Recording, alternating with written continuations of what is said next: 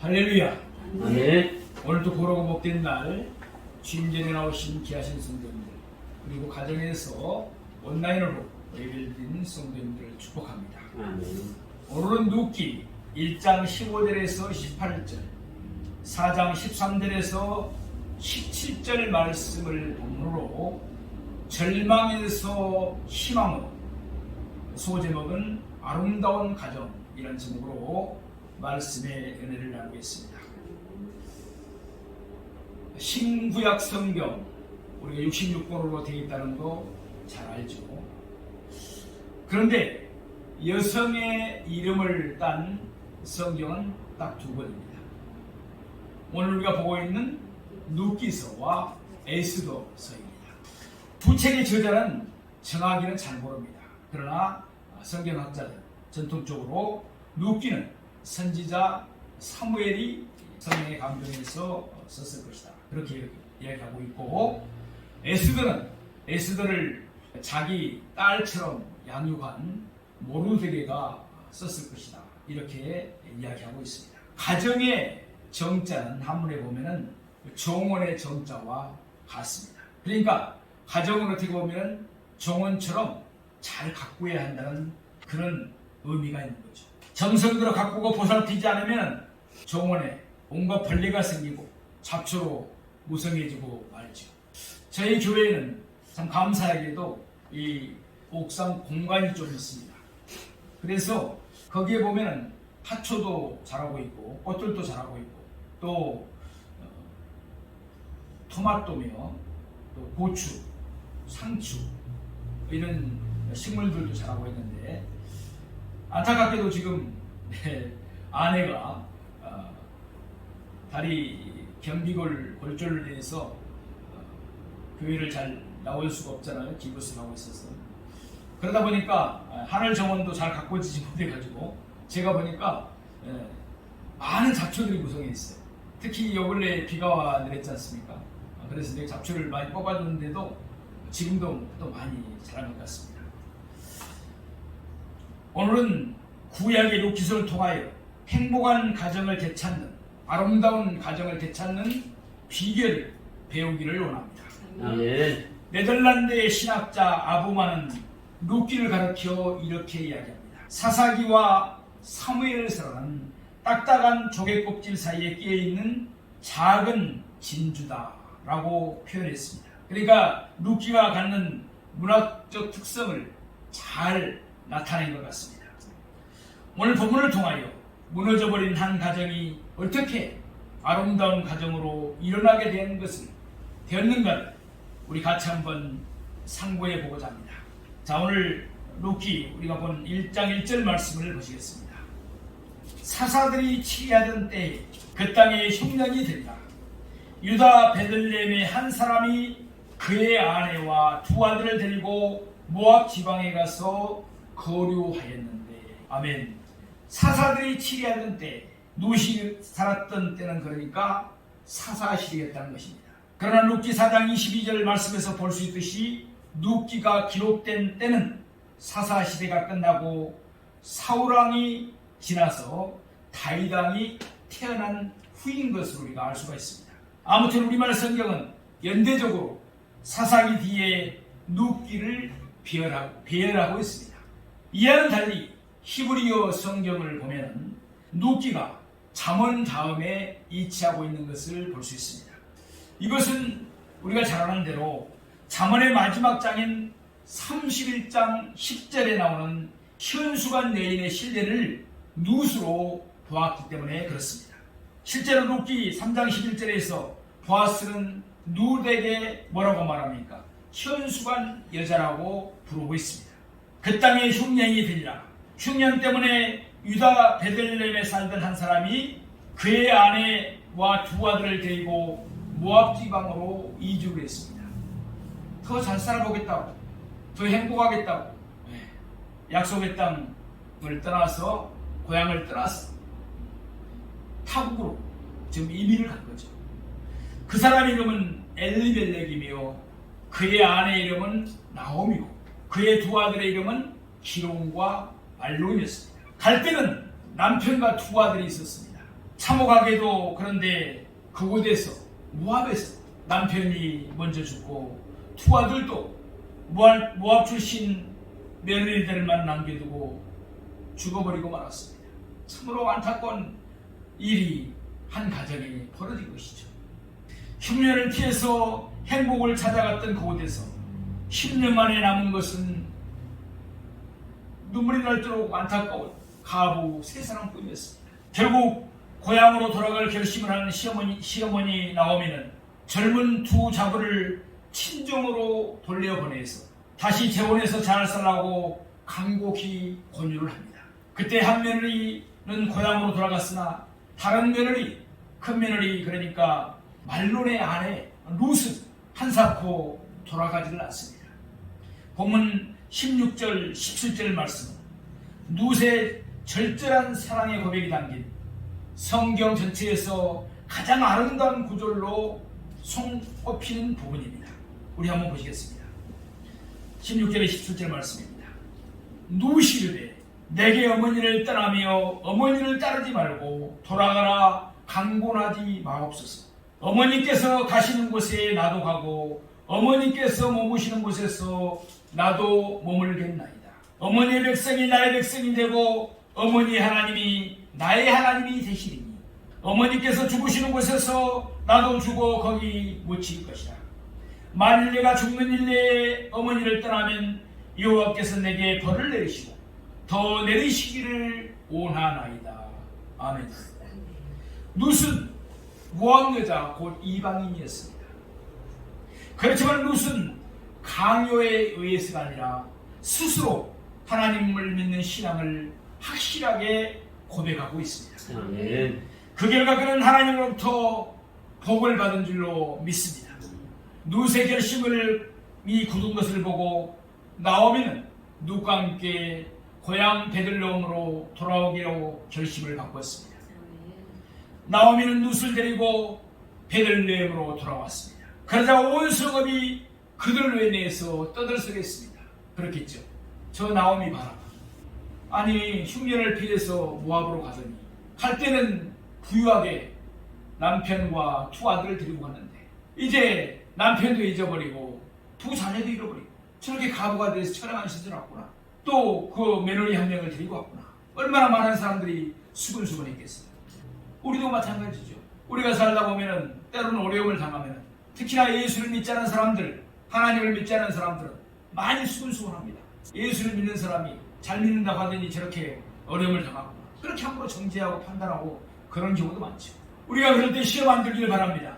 하나님은 함께 하십니다. 아멘. 나오미는 동네 사람들에게 자기를 나오미로 부르지 말고 말하라 부르라고 말합니다. 얼마나 그 마음이 아픈지 모릅니다. 우리가 잘 아는 대로 나오미는 희락이라는 뜻입니다. 근데 기쁨이라는 뜻이에요.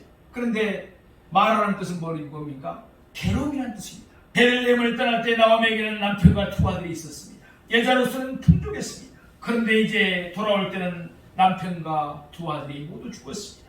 가부가 되어 큰 며느리와 돌아왔습니다. 그는 이제는 자기를 나오미 곧 희락이 아니라 말하고 괴로움이라 부르라는 것입니다. 나오미의 아픔이 절절히 우리 마음에 느껴집니다. 룻 1장 22절 말씀처럼 볼이 추수 시작할 때 나오미는 큰 며느리 룻을 데리고 베들레헴에 이르렀습니다. 나오미가 베들레헴을 떠났을 때는 그 땅에 흉년이 들었을 때였습니다. 그런데 나오미가 베들레헴에 돌아왔을 때는 보리를 추수할 때였습니다.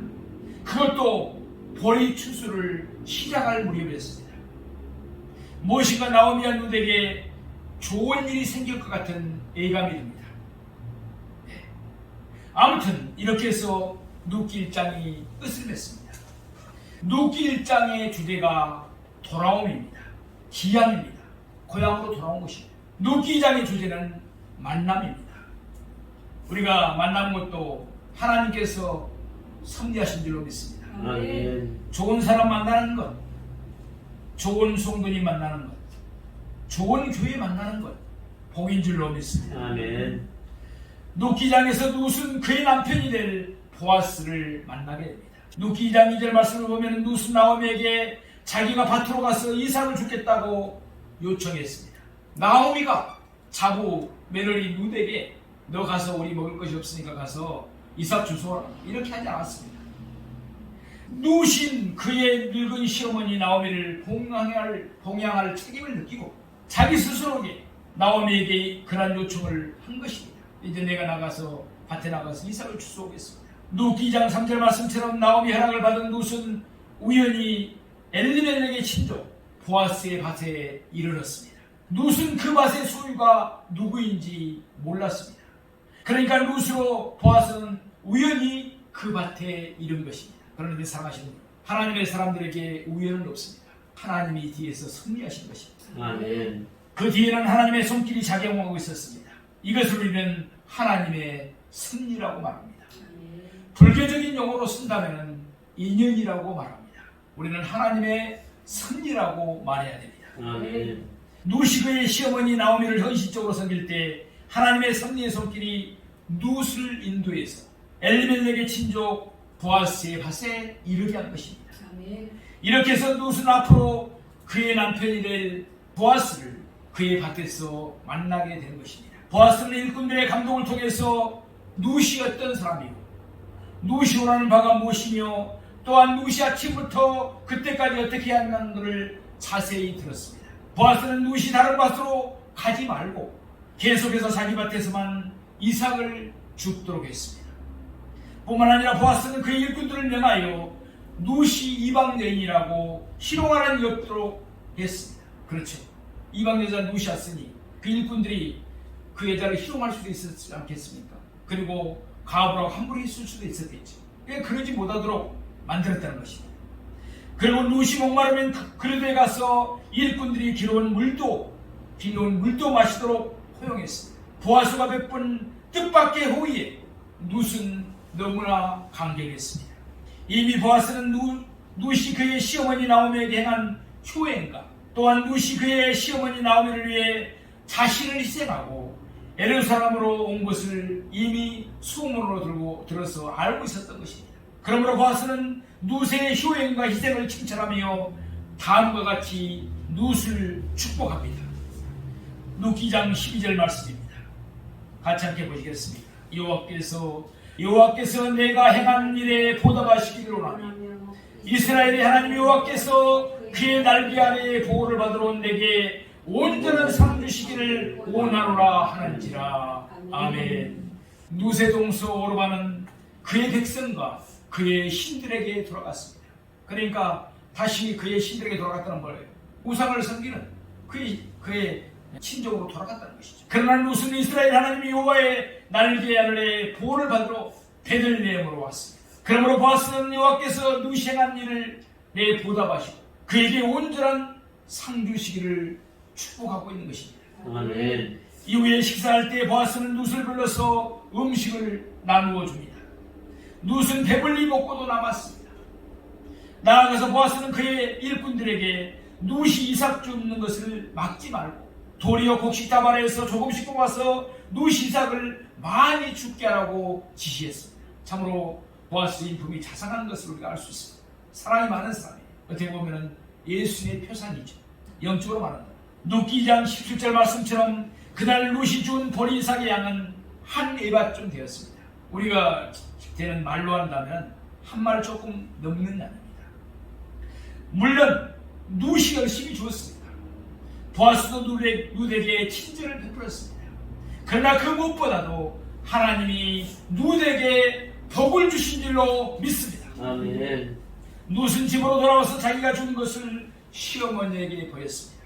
그리고는 자기가 배불리 먹고 남긴 것을 시어머니께 드렸습니다.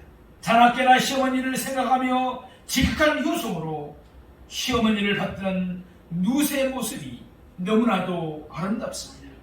나오미가 기뻐하는 모습을 보면서 룻은 그날 자기에게 친절을 베푼 사람이 보아스임을 알렸습니다. 그러자 나오미는 보아스를 축복하는 말을 하면서 룻에게 보아스는 자신들의 친족이므로 자신들의 기업을 물을 자 중에 한 사람임을 알려주었습니다. 율법에 의하면 형편이 괜찮은 사람은 가난한 친족의 땅을 도로 사줘야 했습니다. 그러니까 가난한 친족이 생활이 어려워서 땅을 팔아버렸습니다.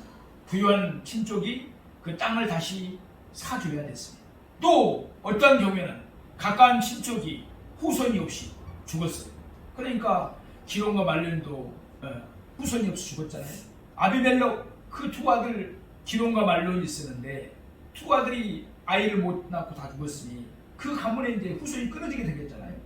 그런 경우에는 그 친족의 아내와 결혼해서 대를 이어주어야 했습니다. 이것이 바로 고의 기업 물을 자인 것입니다. 예수님이 우리의 고엘이 되신 줄로 믿습니다. 아멘. 기업 물을 자가 되신 줄로 믿습니다. 아멘. 우리는 죄화물로 죽어야 될 사람이었습니다. 사망 권세에서 벗어날 수가 없었습니다.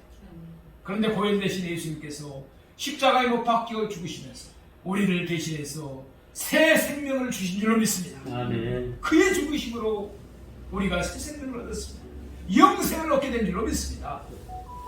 룻은 그의 시어머니 나오미의 말씀에 전적으로 순종했습니다. 룻은 추수를 마칠 때까지 보아스의 밭에서만 이삭을 주었습니다. 그러면서 룻은 그의 시어머니 나오미와 함께 거주했습니다. 괴로울 때도 즐거울 때도 룻은 일편단심 그의 시어머니 나오미와 함께 한 것입니다. 이와 같이 해서 룻기 2장이 끝을 맺고 있습니다. 말씀드린 대로 룻기 1장의 주제는 돌아옴, 기약입니다. 고향으로 돌아옴입니다. 룻기 2장의 주제는 만남이었습니다. 룻기 3장의 주제는 결혼 요청입니다. 룻은 그의 시어머니 나오미와 자신의 기업을 물을 자 중에 하나인 보아스에게 결혼을 요청합니다. 룻기 3장 1절 말씀처럼 나오미는 그의 며느리 룻을 결혼시켜야겠다고 생각했습니다. 자기가 죽고 나면 룻은 낯선 나라에서 이방 여인으로 많은 어려움을 겪어야 할 것이기 때문입니다. 당시 가부들은 몸을 파는 창기로 살거나 아니면 종이 되어 사는 경우가 많았다고 합니다. 며느리의 장래를 생각하는 시어머니의 지극한 사랑을 우리가 다시 한번 엿볼 수가 있습니다. 젊은 자부가 불행한 인생을 살지 않고 또 늙은 시어머니를 봉양하느라 고생하지 않고 편히 잘 살게 해줬다고 결심한 나오미의 모습을 볼 수가 있습니다. 동양적인 개념에서 특히나 우리나라 개념에서 볼 때 새로운 윤리관이라고 할 수 있습니다. 흔히 우리 사이에서 고부간의 사이가 나쁘다는 말을 많이 합니다. 참 안타까운 것은 하나님을 믿는 크리스찬 가정도 고부간의 사이가 안 좋은 경우가 있는 것을 봅니다. 우리 교회에는 그런 성도님들 가정이 없지만 참으로 안타까울 때가 있어요. 하나님을 믿는 권사님인데 며느리에게 그렇게 함부로 구박하고 또 시집 올 때 많은 가구를 가지고 오지 않았다. 또 물질을 가지고 오지 않았다. 이렇게 구박하는 시어머니들이 많다는 것입니다. 반대로 요즘 이 시대에는 며느리들이 함부로 시어머니에게 효를 행하지 않는 며느리들이 많은 이 시대를 우리는 살고 있습니다. 이런 유머가 있잖아요. 아파트들 요즘 이름 보면은 이름이 참 외우기가 어렵습니다. 아파트 이름들이 길어요. 또 영어로 되어 있어요. 왜 그런가 했더니 시골에서 시어머니가 찾아올 때 찾아오지 못하고 아파트 이름을 그렇게 영어로 어렵게 지은다는 거예요. 물론 유머입니다만 또 이사를 갈 때 제일 먼저 이삿짐 차에 누구를 태워요? 강아지! 요즘 강아지들 또 집에서 고양이들 많이 키우죠. 물론 혼자 사시는 분들이나 이런 분들이 우울증을 예방시켜주고 또 때로는 말상대 비슷하게 이렇게 유익한 것도 많습니다. 그런데 잘못하면은 그 강아지나 개라든지 또는 고양이하고 소울타이가 돼가지고 큰 문제가 발생되는 거 맞습니다. 건강에도 문제가 생기고 영적으로 봤을 때는 고양이는 개는 개답게 키워야 됩니다. 밖에서 따로 별도로 방을 만들어주든지 개집을 고양이 집을 그렇게 해야지 적은 실내에서 아파트라든지 또는 빌라에서 안으로서 키우는 것은 성경적이 아닙니다. 또 침실에서 껴안고 자는 거 정말 성경적이 아닙니다. 아무리 이생적으로 잘 목욕을 시켜도 그 먼지들이 날아가 있습니다. 절대 좋은 것이 아닙니다. 또 그 고양이나 뭡니까 개를 키우면서 들어가는 비용이 또 만만치 않습니다. 어린아이를 키우는 것처럼 비용이 들어간다고 하잖아요. 자, 다시 본문으로 돌아옵니다. 우리 기독교인들의 가정은 정말 시어머니를 내 어머니처럼 공경해야 될 줄 믿습니다. 아멘. 시어머니는 며느리를 딸처럼 사랑하고 아껴야 될 줄 믿습니다. 그러니까 이사 갈 때 제일 먼저 씌우는 게 뭐예요? 고양이나 개, 애완개를 씌우고 그 다음에 두 번째 누구를 해요? 아이들 먼저 태우고 그 다음에 누구를 해요? 네, 남편 태우고 그 다음에 시어머니는 없으면 안 태우고 요즘 유머가 그런 유머가 있잖아요. 너무나 비용된 시대.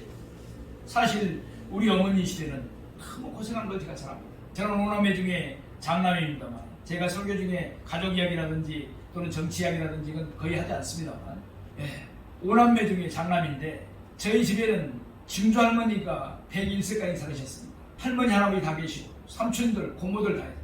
그때만 해도 상을 차리면은요 저하고 할아버지는 맞상을 합니다. 왜요? 장손이니까. 네? 손주들 그렇게 귀하게 됐잖아요 그때는. 그러니까 할아버지 맛있는 거 이제 상에서 같이 할아버지가 먹는 거죠. 그러다가 이제 버릇없이 할아버지가 숟가락을 들기도 전에 내가 뭘 맛있는 거 먹다가 삼촌들이 혼나기도 합니다. 어렸을 때부터 A병들이 그래서 다 배웠어요. 할아버지한테. 인사하는 것도 마찬가지입니다. 그리고 또 남자들만의 상, 또 여자들만의 상, 할머니하고 고모들 뭐 이렇게 딸들 상. 어머니는 상에 앉지도 못해요. 부엌 옆에 앉아서 국을 더 주라면 국을 더 줘야 돼요. 밥을 더 주라면 밥을 더 가죠. 그런 시대를 사는 우리 어머니들입니다. 그런데 이 시대가 어떻게 됐어요? 반대로 됐어요.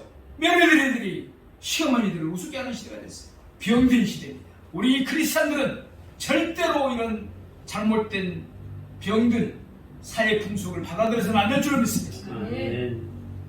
내 부모를 공경하라. 시어머니, 시아버지도 포함됩니다. 그러면 내가 이 땅에 살 테리라. 그리고 장수하리라. 하나님의 약속이 있는 첫계명인 줄로 믿습니다. 아멘. 나오미는 누덱에 몸단장을 하고 타작마당에 내려가서 보아스가 누운 곳에 발치불을 들고 그곳에 누울 것을 지시했습니다. 그러니까 지금 말을 이야기한다면 이거예요. 지금 보리 타작을 했어요. 이스라엘 땅에서. 근데 지금이나 예나 도둑이 있을까요? 없을까요? 있지요. 그러니까 지켜야 됩니다. 일꾼들은 다 가고 이제 보아스 주인이 지키기 위해서 지금으로 말한다면 텐트를 쳤다는 거예요. 거기다가. 그런데 시어머니 나오미가 그 자부에게 이야기를 합니다. 너는 오늘 밤에 목욕을 깨끗이 하고 그 다음에 좋은 옷을 입고 화장도 하고 향수도 뿌리고 누가 있는 곳에? 보아스가 있는 곳에 이불 발치 들어가라. 자, 보아스가 잠자다가 깜짝 놀라는 거예요. 아니 누가 밑에서 뭐가 닿기를 보니까 여인이 지금 자기 같은 이불 밑에 자고 있는 거예요. 보니까 누구예요? 루시입니다. 보아스가 얼마나 놀랐겠어요. 나오미가 말한 대로 룻은 몸단장을 하고 보아스가 잘 때 타작마당으로 내려가서 그의 발치불을 들고 거기에 누웠습니다. 순종이 제사보다 낫다고 그랬습니다. 아멘.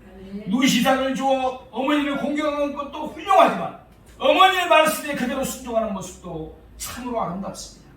룻기 3장 8절에서 9절 말씀을 보겠습니다. 밤중에 그가 놀라 몸을 돌이켜본즉 한 여인이 자기 발치에 누워있는지라. 이들의 내가 누구냐 하니 대답하되 나는 당신의 여종 룻이오니 당신 옷자락을 펴 당신의 여종을 덮으소서. 이는 당신이 기업을 물을 자가 대미이다 하니. 아멘. 성경에서 하체를 드러낸다는 표현은 불법적인 성행위를 뜻합니다. 그러나 옷자락으로 덮다라는 표현은 합법적인 결혼을 뜻합니다.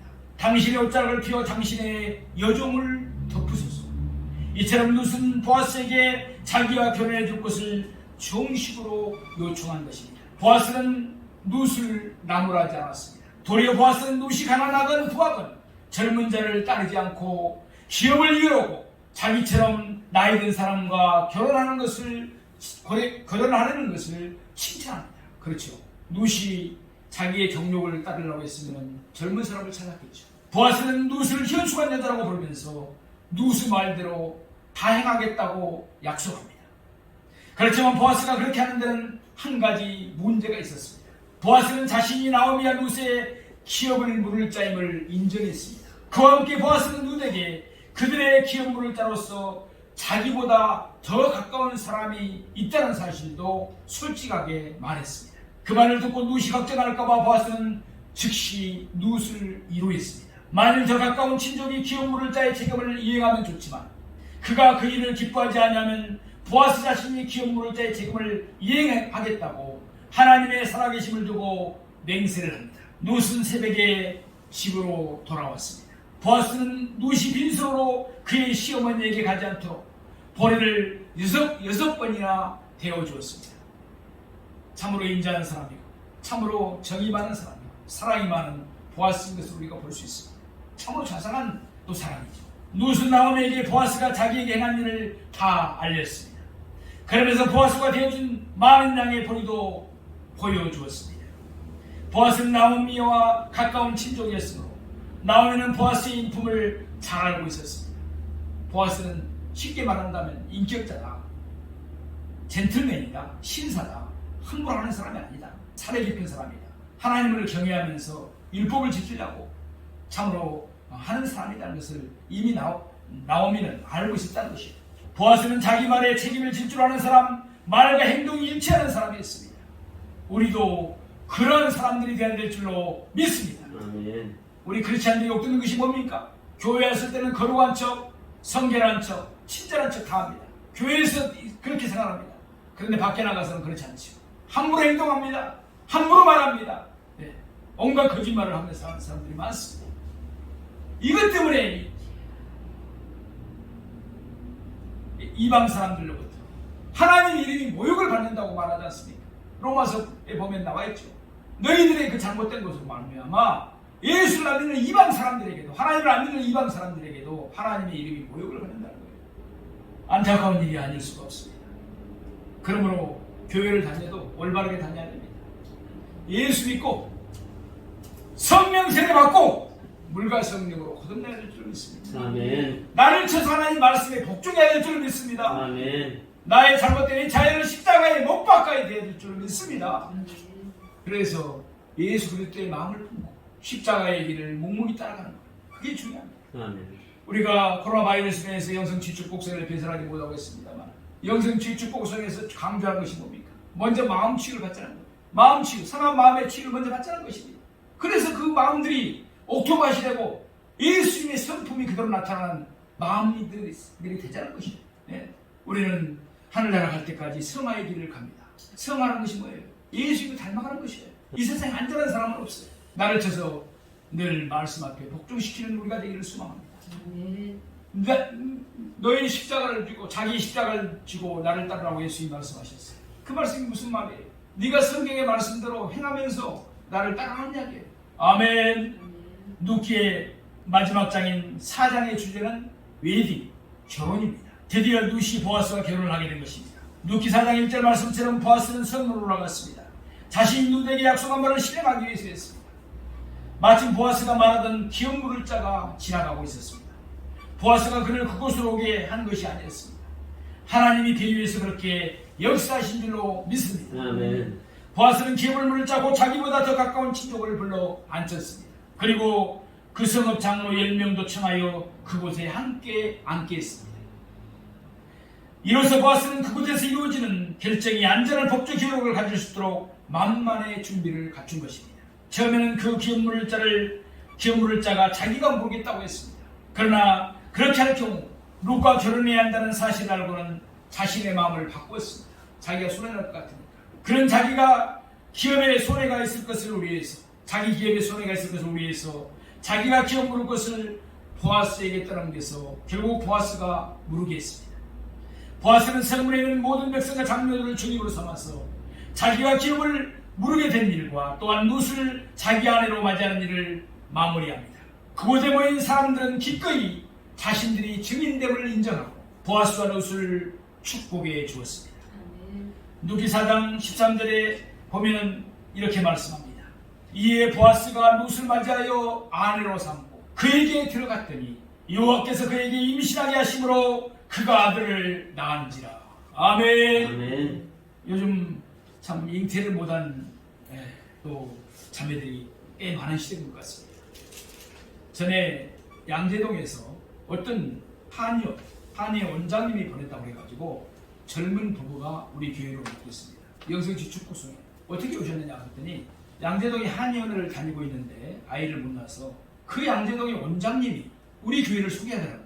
저는 그 원장님 이름도 말하는데 이름도 처음 들어보고 그 한의원 이름도 처음 들어봅니다. 알고 봤더니 우리 영성지 축복성에 와서 불치병을 치유받은 사람이 있어요. 그 사람이 원래 그 한의원을 다녔었는데 거기서 치유 안 됐잖아요. 근데 여기 와서 하나님 은혜로 치유가 됐어요. 주님의 피부성으로 치유가 됐어요. 그러니까 그 사람이 가서 그 한의원에 이야기를 한 거예요. 아니 원장님, 여기서 내가 어려움을 당하고 계속 일주일만 다녔는데 치유가 안 됐잖아요. 근데 거기 서울원초교회에 가서 거기서 안수를 받고 있더니 하나님이 나를 치유해 주셨습니다. 그러니까 그 원장님이 알고 보니까 교회 집사님이세요. 그렇지. 현대학으로 안 되는 것도 하나님 앞에 가면은 뭐 고칠 지경이 없지. 문제가 해결 안 되는 것이 없지. 아멘. 그런 믿음으로 그 젊은 부부를 보낸 겁니다. 불임 부부인데 하나님께서 은혜를 베풀어 주셔서 또 임태하게 해주신 줄로 믿습니다. 그런 애가 많습니다. 아이를 못 낳아서 어려운 분들, 세상적인 방법으로 해결되지 못해서 병에 시달리고 있는 분들, 문제로 시달리고 있는 분들, 우리 교회를 인도하셔야 됩니다. 하나님께서 함께하는 교회입니다. 성령의 기름 부음이 있는 교회입니다. 치유의 강선이 비치는 교회입니다. 본시 룻은 나오미의 큰아들 말론의 아내였습니다. 말론과 룻 사이에는 아이가 없었습니다. 그런데 이번에 하나님은 보아스의 아내가 된 룻에게 임신하도록 하셨습니다. 그러니까 그들 사이에 태어난 아들은 하나님이 그들에게 주신 선물이요 상급인 것입니다. 사실 모든 것이 하나님의 은혜였습니다.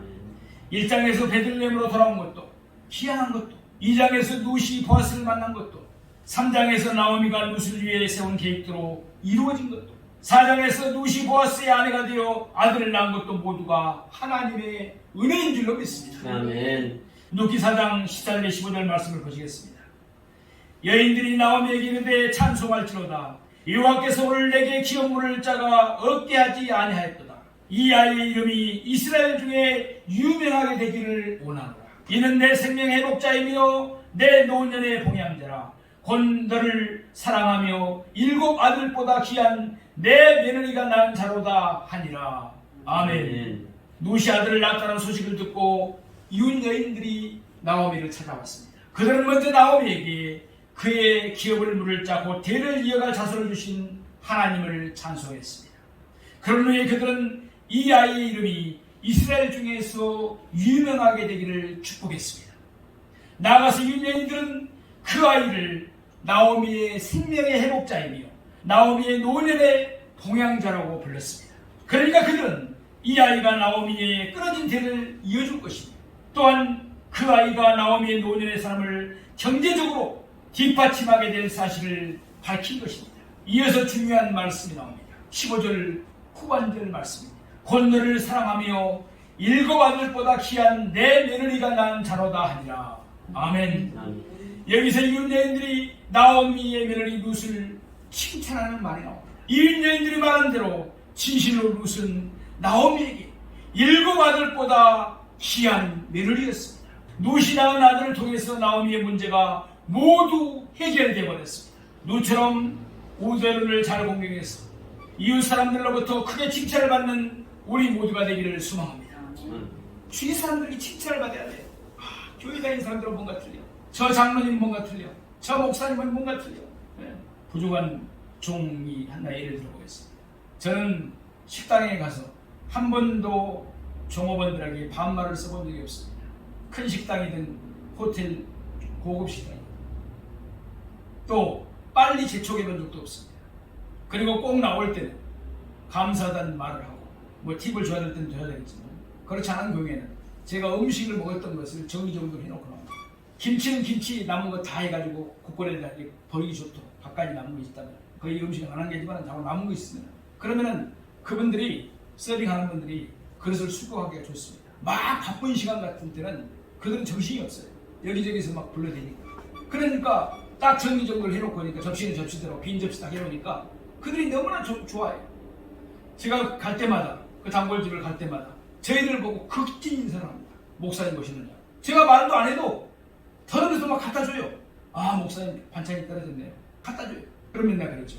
우리 유튜브 방송에 있으니까 구독 눌러주세요. 구독 눌러요. 자기가 지금 다 눌렀다는 거예요. 또 설교를 듣는다는 거예요.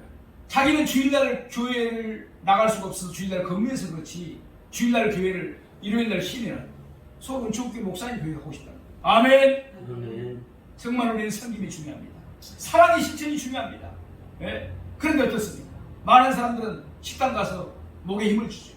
내가 누군데 나를 몰라보고 빨리 밥을 안 주고 큰 소리 땅땅 치죠. 정보원들이 조금만 잘못하면 정보원들께 그 연약한 정보원들한테 호통을 치죠. 그런데 또 교회 다닌다는 이야기는 안 하면 좋은데 또 거기서 장로 이야기하고 집사 이야기하고 권사 이야기하고 그럽니다. 자기들끼리. 그러니까 그 정보원들은 뭐 하겠습니까? 그 많은 사람들은 뭐라 그랬어요? 교회에 다니는 사람들 오는 시간이 싫다는 거예요. 귀찮게 하고 함부로하고 그러니까 우리 모두 사랑의 사람들, 섬김의 사람들, 겸손한 사람들이 되어야 될 줄로 믿습니다. 그게 하나님이 원하시는 겁니다. 이웃 여인들이 말한 대로 참으로 룻은 나오미에게 인고받을 보다 귀한 며느리가 됐습니다. 이웃 여인들은 그 아이 이름을 오벳이라고 불렀습니다. 오벳이라는 뜻은 섬기는 자라는 뜻입니다. 오벳은 나오미의 생명의 해벽자로 또한 나오미의 노년의 봉양자로 나오미를 섬길 것입니다. 그들은 그 아이 이름을 오벳이라고 지어주었습니다. 이제 룻기는 이와 같이 끝맺음을 하고 있습니다. 룻기 마지막 절을 한번 보시겠습니다. 룻기 4장 22절. 오벳은 이새를 낳고 이새는 다윗을 낳았다. 아멘. 아멘. 그런데 가장 큰 축복은 이 가문에서 장차 다윗 왕이 나오는 것이고 예수 그리스도가 나온다는 사실입니다. 아멘. 아멘. 이보다 더 큰 축복이 어디 있겠습니까? 누세 아들 오벳은 다윗의 할아버지가 되었습니다. 베들레헴에 가난한 가부 나오미 모압 여인으로서 베들레헴까지 시어머니를 따라온 가부 룻은 이렇게 하여 엄청난 가보를 잇는 축복을 받게 된 줄로 믿습니다. 아멘. 룻기의 시작은 사사들이 치리하던 때였습니다. 곤란한 때였습니다. 그러나 룻기의 끝은 다윗을 낳았다. 곤란으로 시작했다가 질소로 끝맺고 있습니다. 시작은 어두웠지만 끝은 밝습니다. 괴로움으로 시작했지만 기쁨과 감사로 마무리되고 있습니다. 그 가운데서 여성이 지극한 며느리가 있었습니다. 또한 며느리를 진심으로 사랑하고 아끼는 시어머니가 계셨습니다. 하나님은 그들에게 풍성한 복을 내려주셨습니다. 그러므로 그들은 모든 어려움을 극복하고 긍정적으로 행복의 결과에 이르게 된 것입니다. 사랑하시는 성도, 가정의 달 5월이 가고 있습니다. 하나님의 은혜로 행복하고 아름다운 가정들이 되어야 될 텐데 많은 가정들이 안타깝게도 가정천국을 이루지 못하고 가정이 지옥 같은 곳이라고 말하는 사람들이 너무나 많습니다. 또 깨어져본 가정들이 너무나 많습니다. 눈물 흘리는 가정들이 너무나 많이 있습니다. 코로나19 상황으로 더욱 어려운 가정들이 많이 있습니다. 그러나 룻처럼 사랑으로 우더를 잘 공경하는 우리가 되기를 소망합니다. 아멘. 나오미처럼 우리 가족들을 진심으로 아끼며 사랑하는 우리가 되기를 소망합니다. 그리하여 하나님의 복이 늘 넘치는 가정천국이 이루어지기를 주님의 이름으로 축원드립니다.